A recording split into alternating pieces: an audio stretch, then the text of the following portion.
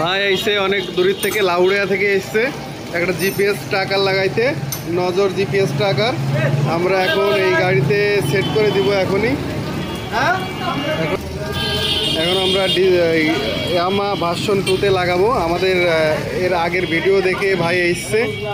এখন আমরা এই গাড়িতে জিপিএস ট্র্যাকার লাগাই দেবো, নজর জিপিএস ট্র্যাকার। নতুন নতুন ভিডিও দেখেন, আমরা যেটা করি সেটাই।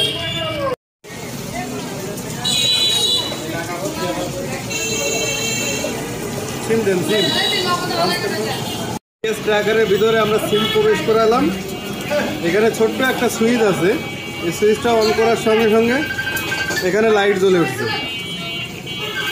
ঠিক আছে, এখন এটা চালু হয়ে গেছে। এই গাড়িতে জিপিএস ট্র্যাকার লাগানো